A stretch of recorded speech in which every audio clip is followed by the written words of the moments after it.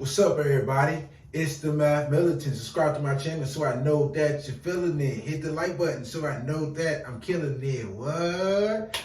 All right, man. So today we're going to talk about the real number systems. So the real number systems are something that you learned about 7th or 8th grade math. And yeah, so I've drawn a pre-made category and I've just put a few little hints and just notes to help people out there. So right now, our smallest part in the real number system is going to be our natural. So our natural are going to be our counting numbers. We always start off with 1, 2, 3, 4, right? So those are your counting numbers. Those are going to be positive. Underneath that, it's going to be your whole numbers. Your whole numbers are going to be all of your counting numbers plus 0.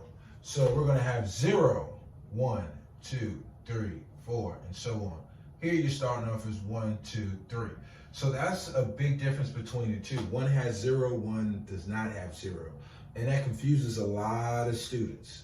So hopefully we pay attention to that point and we tackle that right now.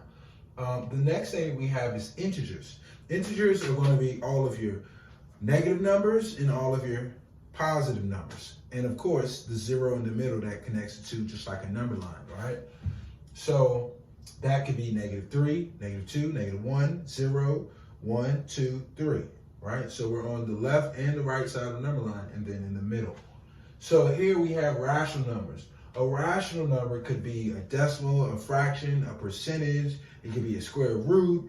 It could be anything. If a rational number is the makeup of the whole circle, right? So just like an onion, there's layers. In the core of the onion is going to be your natural number. The next layer is going to be your whole. The next layer is going to be your integer. Your next layer is going to be the rational. The rational is going to be all inside of one circle. So a natural number can be a rational number. A whole number can be a rational number. An integer can be a rational number. A lot of students confuse that. Yes, an integer is still an integer. It has its own separate entity, but it's still a part of the rational number because it's like an umbrella. All right? So then all that ties together, right? And then we just have this little bitty circle way over here, all right?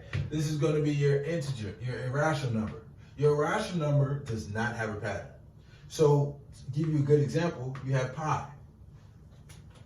You have 3.14, I want to say, I'm not going to guess.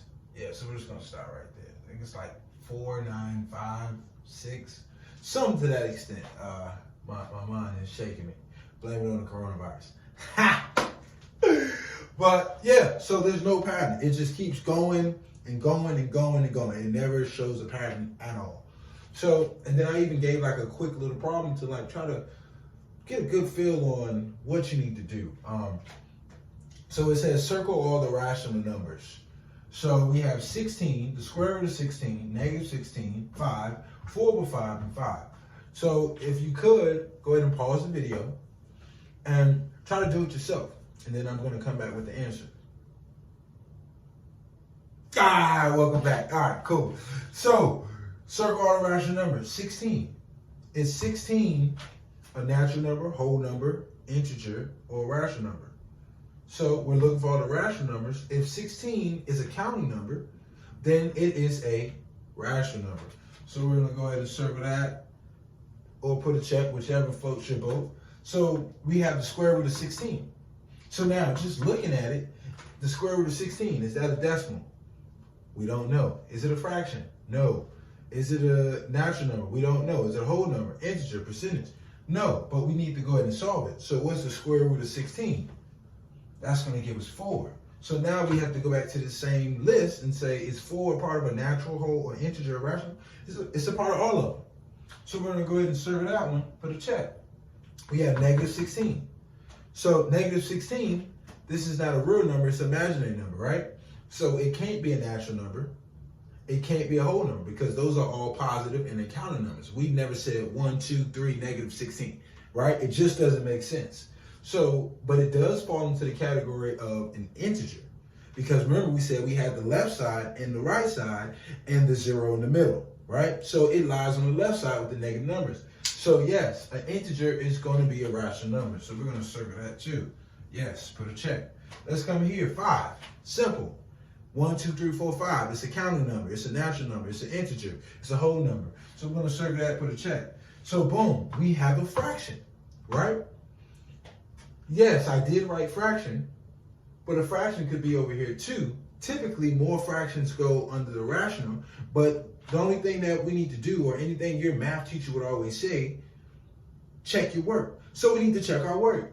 If we put this in a calculator, or we do our long division, we get 4 over 5 is going to give us to 0.8.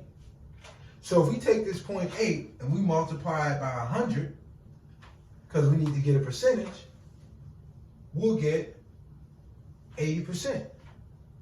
So this becomes a rational number. And a lot of my students, and I just did a tutoring session, find that mistake because they don't take that extra step to go find out what the decimal actually is up to. And then 5, I did 5 twice. Let's change to -5.